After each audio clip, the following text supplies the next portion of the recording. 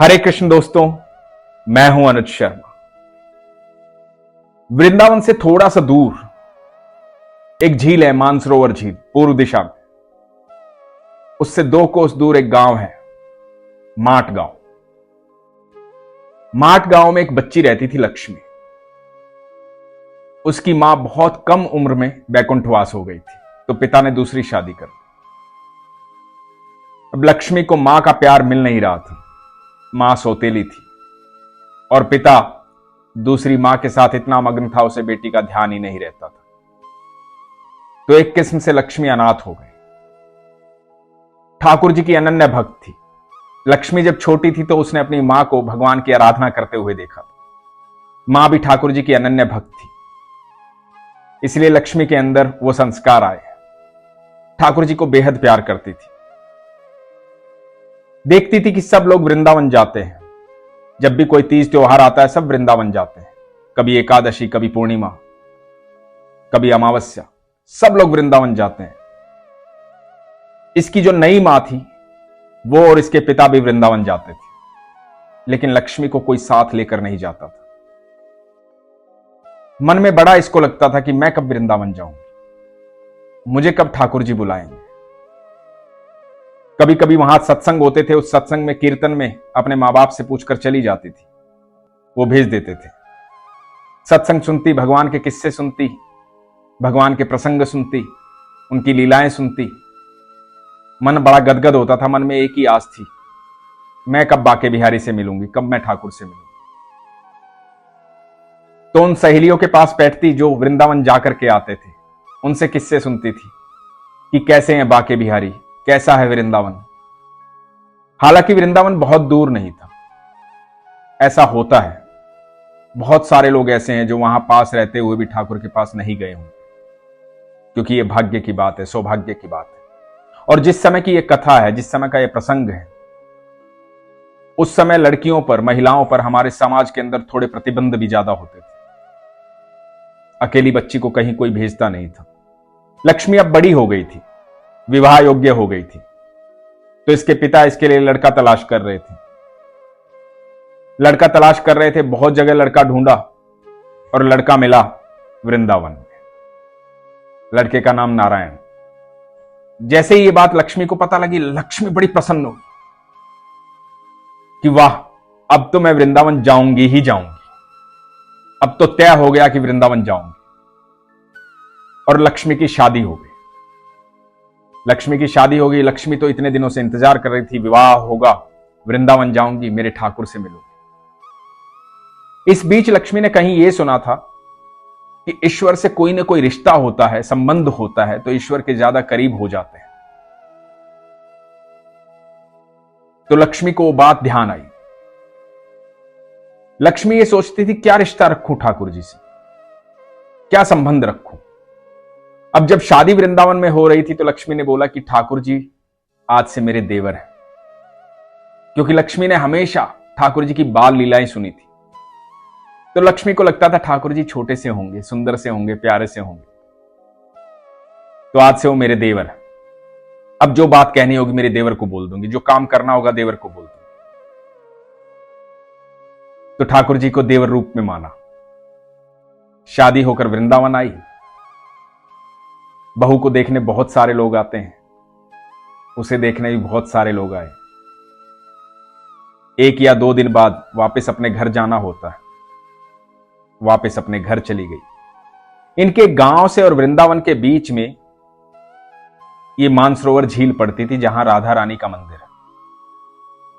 लोग वहां स्नान करते थे, आज भी लोग स्नान करते हैं वहां पर। जब लक्ष्मी अपने घर चली गई थी, तो पति वापस लेने गए। यही रिवाज है। पति लेने गए, लेकर वापस आ रहे थे, तो रास्ते में आई मानसरोवर झील। मानसरोवर झील आते ही पति ने कहा कि मैं स्नान कर लेता हूं, तुम बैठो। और लक्ष्मी राधा रानी के मंदिर के पास बैठ गई। मन में बस यही सोच रही थी कि अब तो पग फेरा भी हो गया है, वापस भी आ गई हूं, अब मेरे देवर से मेरा मिलना जरूर होगा, ठाकुर से मिलना जरूर होगा। उसके मन में कोई चाव नहीं, बस चाव यही कि वृंदावन आई हूं, मेरे ठाकुर से मिलना है, बरसों की इच्छा पूरी हो जाएगी, ठाकुर जी से मिलना है। मन में यह भी सोच रही है कि कब लेकर जाएंगे ये ठाकुर जी के पास, क्योंकि ये जब लेके जाएंगे तभी तो जा पाऊंगी। और ठाकुर जी को बड़े दिल से याद कर रही है। इतने में एक बच्चा आता है और आवाज देता है, भाभी, भाभी सुनो। लक्ष्मी घबरा जाती है। लक्ष्मी सोचती है कि यहां तो पराया गांव है, पहली बार आई हूं, अभी भी शादी हुई है, भाभी कौन कहेगा यहां पर। डर जाती है। घूंघट किया हुआ है, अपने घूंघट को पकड़ लेती है जोर से, मुंह से आवाज नहीं निकाल पा रही है डर के मारे। बच्चे की फिर से आवाज आती है, बोलता है, अरे भाभी घूंघट उठाओ ना, चेहरा तो दिखाओ, भाभी हो ना मेरी, देवर हो तुम्हारा, चेहरा तो दिखाओ। लक्ष्मी डरी हुई है, घूंघट को पकड़ रखा है, नहीं उठा रही है। बच्चा भी बड़ा नटखट है। बच्चा पास आया, खुद से दिखाओगी या खुद ही मुंह देख लूं। तो लक्ष्मी उसे भगाने की कोशिश करती है और बच्चा जबरदस्ती घूंघट उठा देता है और देखता है। बहुत सुंदर स्वरूप, मोटी मोटी आंखों वाला, घुंघराले बालों वाला। बच्चा लक्ष्मी को देख रहा है, लक्ष्मी बच्चे को देख रही है और बच्चा एकदम से भाग जाता है। लक्ष्मी को कुछ समझ में नहीं आता। पति स्नान करके आते हैं। लक्ष्मी बोलती है कि कैसा है तुम्हारा गांव। एक बच्चा आया, आकर के उसने ऐसे जबरदस्ती मेरा घूंघट उठाया, मुझे भाभी भाभी कह रहा था।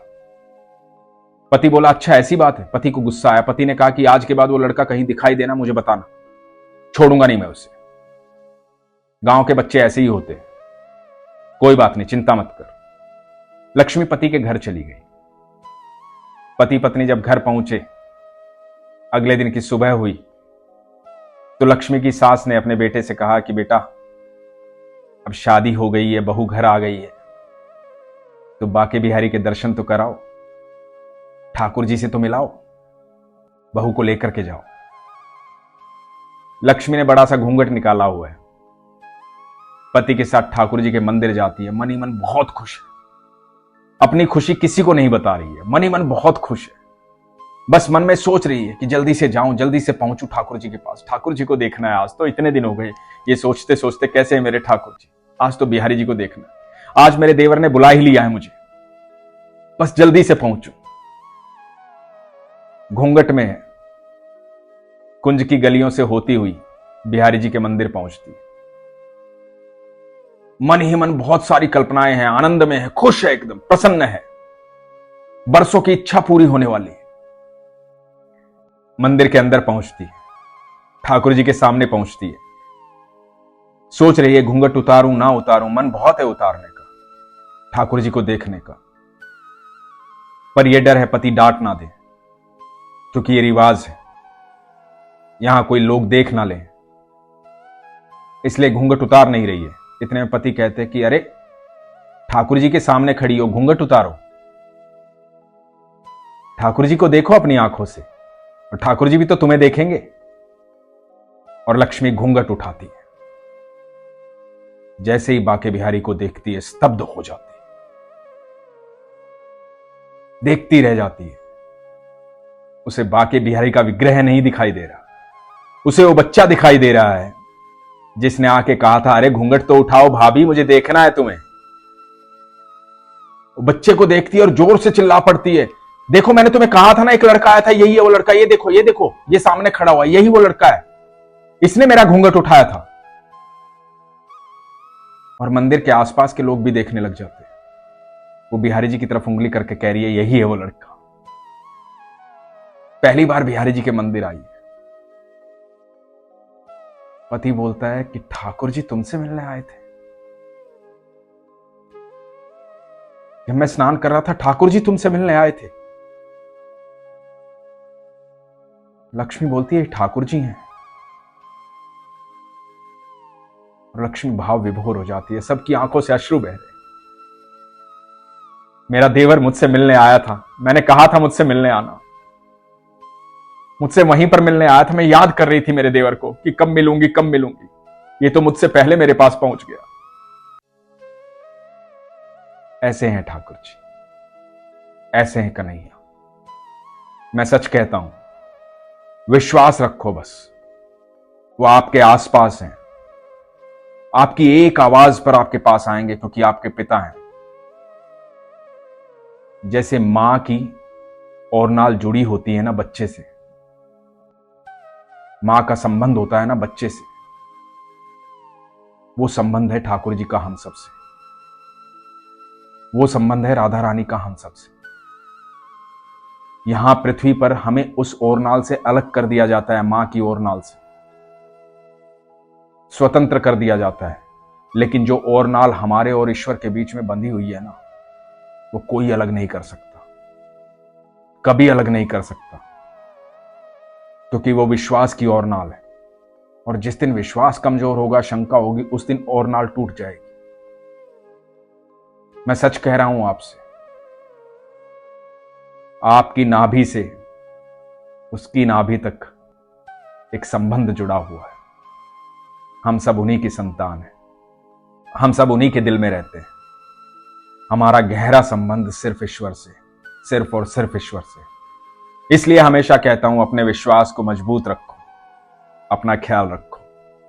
हरे कृष्ण।